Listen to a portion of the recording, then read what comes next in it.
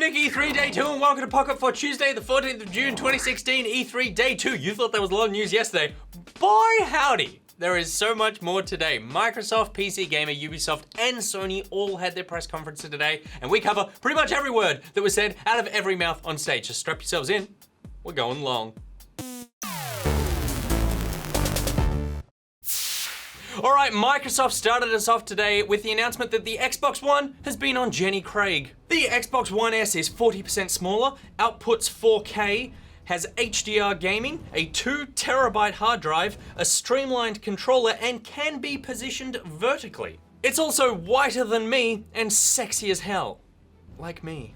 The S will be available in August for $299 US. Rod Ferguson casually dropped that Gears of War 4 is one of the first games to utilize a new initiative called Xbox Play Anywhere. And pay attention to that phrase because you're going to hear it pretty much throughout the entirety of Microsoft's press conference. Xbox One Play Anywhere allows gamers to purchase a single digital copy of a game, which will then work on both Xbox One and PC Windows 10. You can share game saves between them, and it will support multiplayer across the platforms. If every Microsoft exclusive has this, and it seems like they do, then Microsoft are really lessening my need to ever use my Xbox One, which is, good and bad news for me. But for those of you who have an Xbox, who don't have a PC but your friends do, this is awesome news for you.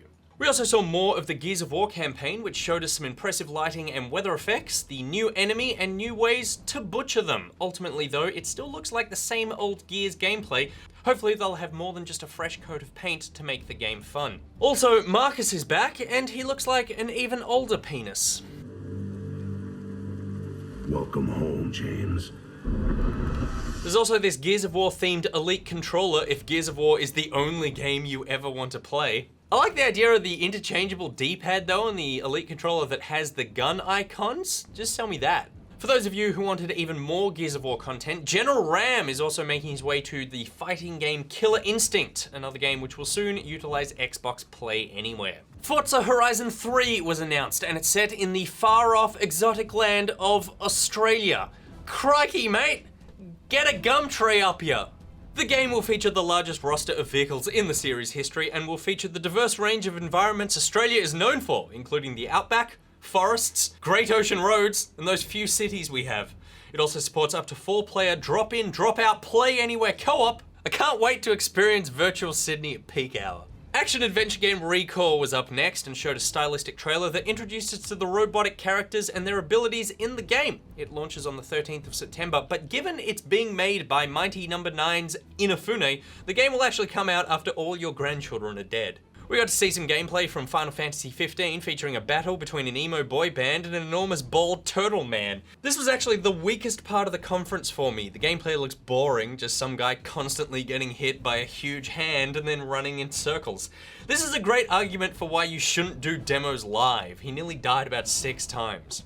Also, it shows the importance of scale. That enemy was so big, it just looked like he was fighting a hand. And not just a hand, just a giant finger. And there's nothing scary about a finger, unless it's coming at you from your doctor. It will release on the 30th of September. Ubisoft briefly popped up ahead of their conference with an announcement for the Division expansion Underground. It releases first on Xbox and PC on June 28th. It will then be released on PS4 on August the 2nd. I'll let you guess where Underground takes place. Also, the expansion's tagline is "The fight never ends," aka everything you do in this game is pointless and for naught. Battlefield 1 will be on the Xbox on the 21st of October, but available to EA Access members on the 13th. And the Xbox One software is also about to receive a few new updates, including background music, Cortana, and language choices regardless of your region. Microsoft went on to say that the challenge people keep talking about is finding places for gamers to talk about video games. And that's just categorically untrue. We've got Reddit and Twitter and Facebook, the Pocketeers Steam group and Facebook group, link is in the description. But they're adding their own community hub that you can struggle to type on called Clubs. Something we do need though is a group finder, and they're adding that as well. Looking for group is like a want ad for multiplayer, which is a great idea. And finally, Arena on Xbox Live is a tournament hub to find, create, and play in competitive gaming events. Moving on, and Minecraft's The Friendly update will allow cross-platform play between PC and mobile devices through Xbox Live. Dedicated servers are exactly what every Minecraft player wants their mum or dad to set up for them, and now they can do it themselves through Minecraft Realms. Because it's E3, John Carmack also rocked up with a phone strapped to his face and no one batted an eyelid. Maybe John did, but we couldn't tell.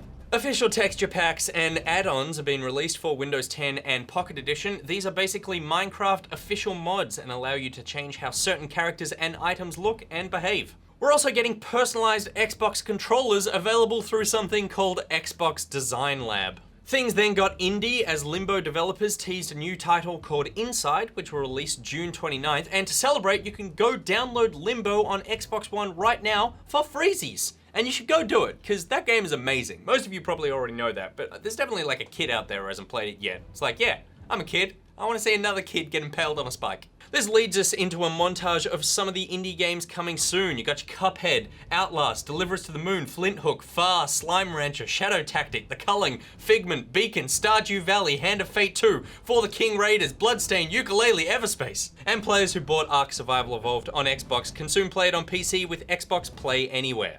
I was then very pleased to see We Happy Few, a first-person adventure game set in an alternate version of the 60s where everyone's on drugs. Are we sure this is an alternate version? I need more Bioshock-style unsettling worlds in my life, and this one oozes personality and some really up scenes involving rats. It will be available on Xbox Game Preview on the 26th of July. CD Projekt Red then came out and officially announced Gwent the Witcher 3 card game. The core mechanics will remain, but they've tweaked and updated the game to make it more fun as a standalone title. It will feature cross-platform play and have a large single-player campaign. Out of the many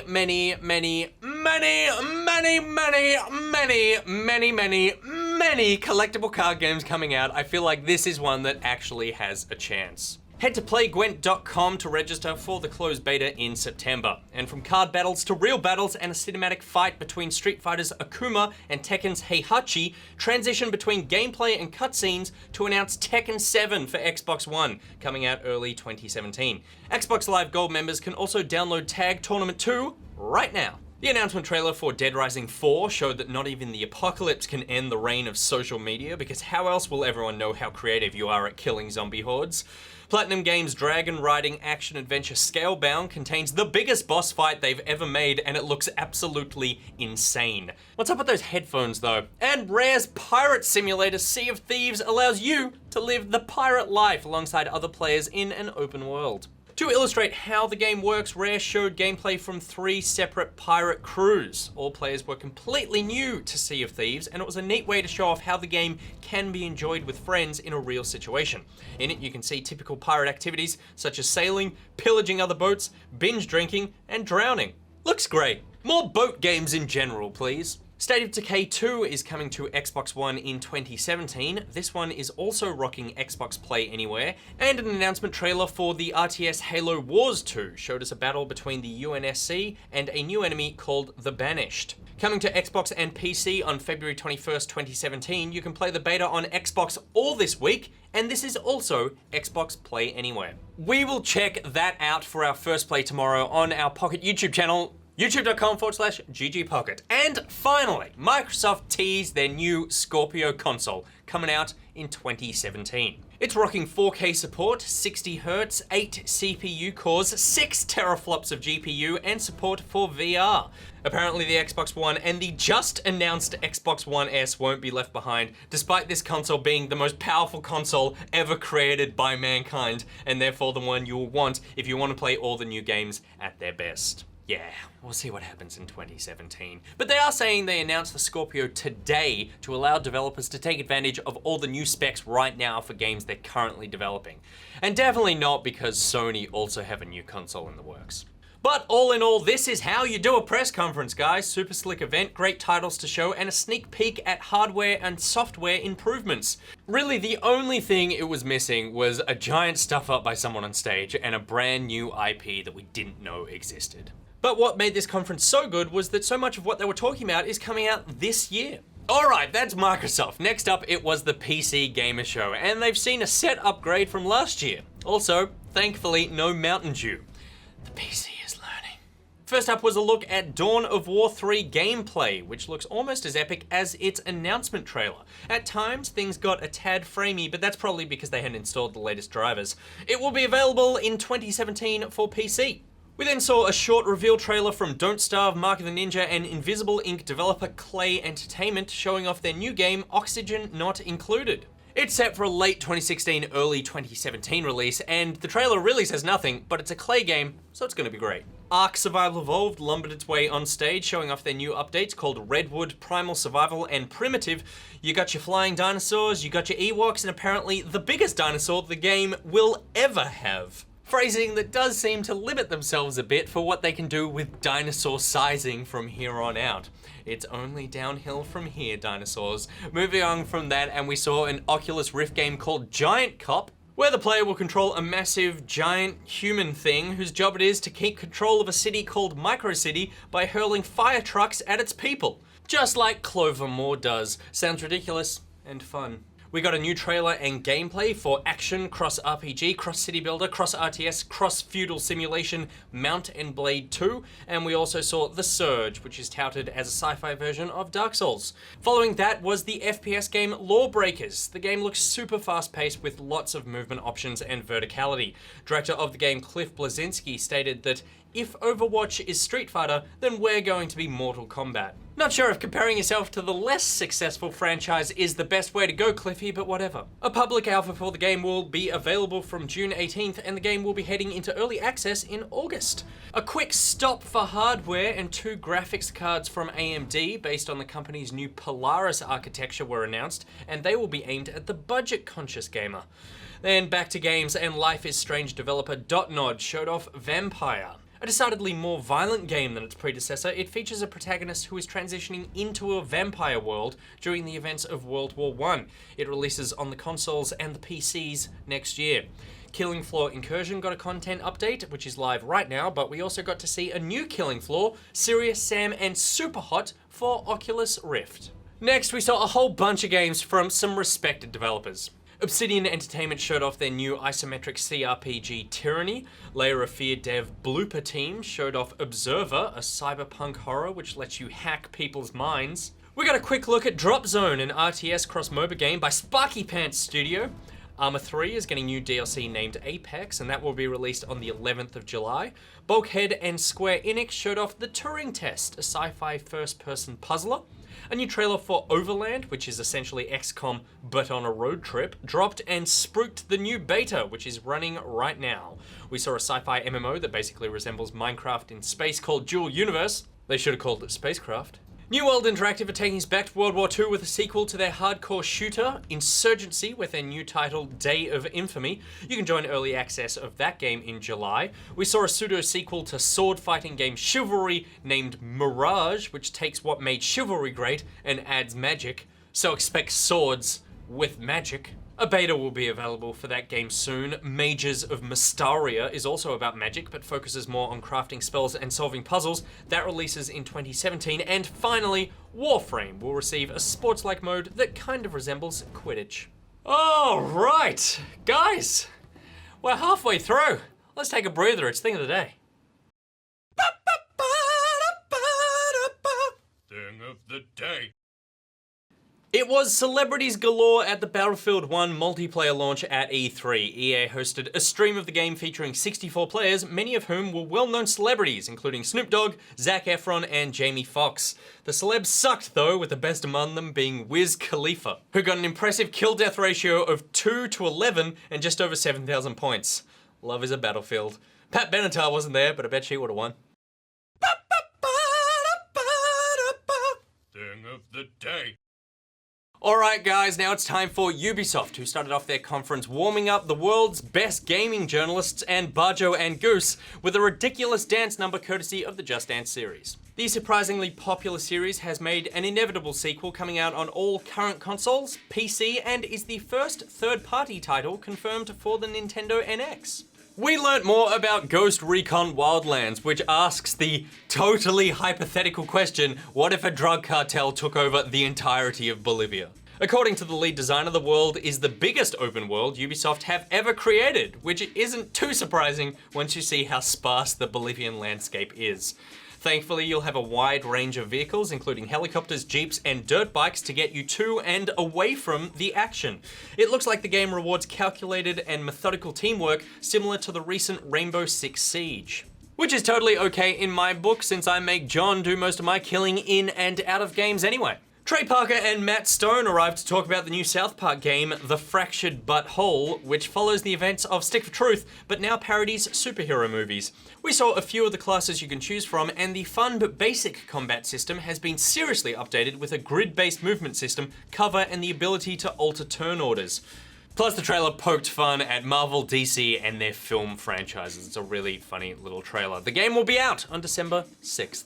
A trailer for more Division DLC called Survival was shown, and it seems to focus on heavy weather. Eagle Flight VR is a multiplayer VR game where players take the role of eagles. In the conference, we saw two teams play a match of Capture the Flag, in which you have to bring a dead rabbit back to your nest. The game looks very fast, so I'll be interested to see how many motion-sick members of the games press we'll see sitting near their booth. We then saw a long section of gameplay from For Honor, which is coming out on February 14th, 2017. Celebrate Valentine's Day by killing a samurai.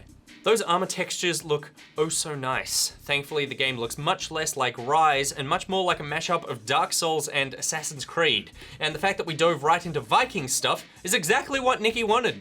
More boat games! And while I do like the setting, I wonder how much just wandering into sword battle after axe battle will hold my attention. We'll have to wait and see. Moving on, and the Star Trek VR game got a debut trailer. The game is called Bridge Crew, but instead of seeing awesome gameplay, we saw OG Star Trek actors across the generations play it and tell us how cool it was. It didn't look that cool though, but that's because most of the trailer was watching a hand press a button and actors just sitting in comfy chairs. Which, admittedly, is the plot of nearly every Star Trek episode. We'll see how that one turns out. Moving on, an indie darling, Grow Home, is getting a sequel called Grow Up, which will see Bud the robot growing plants and hang gliding in order to reach the moon. Mark Serrels is gonna be pissed. It seems to be less climbing and more falling. That game drops August this year. A mashup of Trials and Blood Dragon was announced and then released straight away on PC, PS4, and Xbox One. We will also check that game out on Pocket on Friday. Next up was the Assassin's Creed film, and Michael Fassbender looks like shit. But apparently that's executive producer Frank Marshall. Old Fassbender told us the movie will feature a new hero and story mixed with elements that fans will know and love. We were then shown a few clips from the film and behind the scenes. It will release on the 21st of December this year. Watch Dogs 2 was up next. And we got to see part of the new game world, which looks to be a very faithful recreation of San Francisco, plus a few of the new high-tech toys we can expect to play with. It releases on November 15th this year on Xbox One, PC, and PS4, and those playing on PlayStation will receive all planned DLC at least 30 days earlier. There's also going to be a Watch Dogs movie, but old Fassbender had nothing to say about that. Finally, Ubisoft revealed a new IP called Steep. This one combines sort of extreme sports with open world. The game will allow players to explore and enjoy a range of action sports around the Swiss Alps while finding the best moments to photograph or film and share online.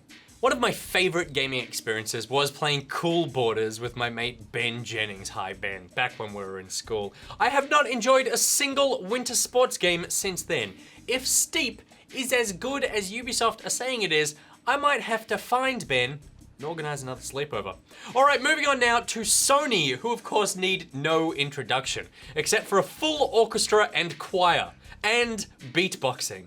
This led directly into gameplay from God of War 4, featuring yet another character from our childhood who's grown old and beardy. The gameplay shows an axe-wielding Kratos traversing a snowy mountain and teaching his kid to hunt, and then presumably to orgy. Giggity. We saw a new trailer for The Last Guardian, and we finally received a release date coming out on October 25th. So I was wrong about the release date, but now Bajo has to eat my beard. Moving on and staying with the forests and snowy mountains theme, we saw more from Horizon Zero Dawn with cyborg dinosaurs. There are a number of game mechanics, including mechanical bull riding, ultimate balloon popping, some impressive hair physics, plus it looks like there will be dialogue options, similar to the Mass Effect or now FIFA 17 series. Quantic Dream, famous for cinematic choose-your-own-adventure style games such as Heavy Rain and Beyond Two Souls, showed off Detroit Become Human, a sci-fi game that tells the story of a human-like artificial intelligence. The game's gone all FIFA 17 by including a bunch of dialogue options that could affect the outcome of the game. Resident Evil 7 was up next and showed lots of gross stuff, death, decay, and it's 100% playable in VR. Cannot wait to strap that to my face. Apparently the game is a clean slate and returns to its roots for the series. It releases on January 24th, 2017, but if you have PS Plus, you can play a demo right now. And speaking of PlayStation VR, the headset will launch on October 13th in the US for $399 sweet US dollars. No word yet if that will be the same release date here in Australia. There will be 50 games available to play at launch, including Farpoint, which looks to be a sci-fi thriller in space. For your face! The Criterion and DICE PSVR project titled Star Wars Battlefront X-Wing Mission shows some juicy intergalactic dogfighting. Batman Arkham VR is launching later this year. I may have to buy a VR. And a first-person version of Final Fantasy 15. Next up was a fast-paced action dogfighter. Oh no, wait. No, that's Call of Duty. Honestly, the game looks pretty exciting to play, but I wonder how much of this is scripted. The gravity grenade looks fun to use, I guess. Some of the Modern Warfare remaster was also shown, which many consider to be the best COD. But honestly, it seems like most people are just excited for that game. And staying with games that are great and deserve remasters. The first 3 Crash Bandicooto games are coming to the PS4, my friends. Sony, you got my telegrams. Plus, there's an ultra-furry version of the Coot that will be appearing in Skylanders Imaginators when it releases in October. Little Nick is so happy right now. And I'm not talking about my penis. Lego Star Wars The Force Awakens looks just delightful, showing all the awesome from Star Wars and all the fun we've come to know from the Lego games. That game releases in just 2 weeks. Next, and Kojima rocked up and the crowd went absolutely ballistic.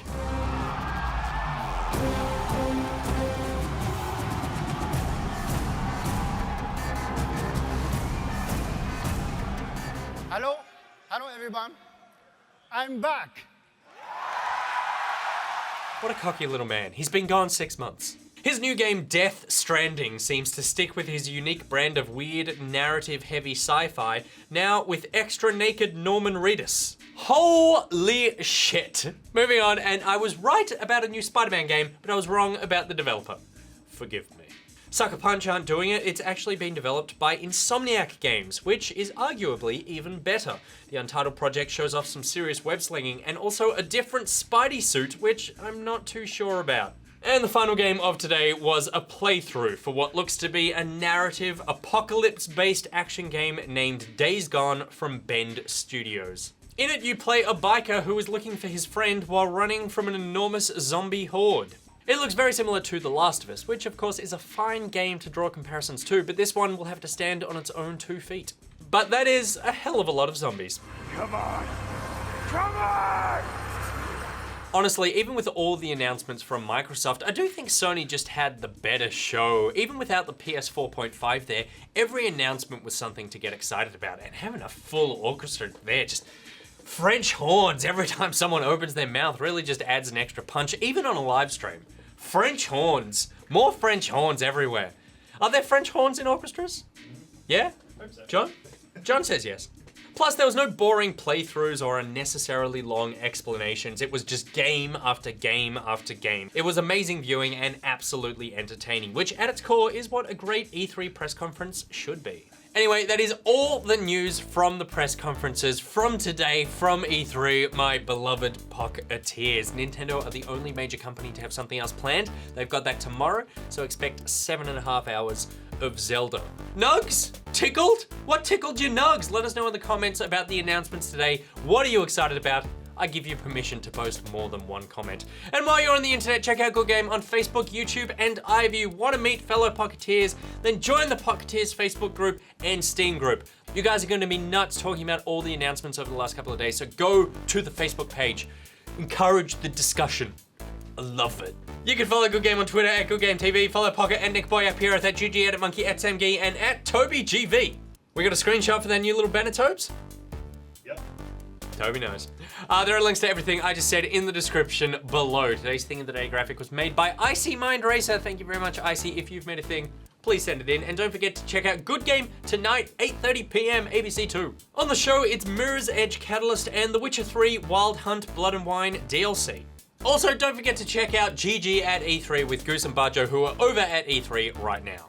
Today's episodes will feature their thoughts on the latest press conferences and a Gears of War interview, and apparently something about an orgy. So they've been learning from Kratos. Until tomorrow, NichBoy out. Mwah. What an episode!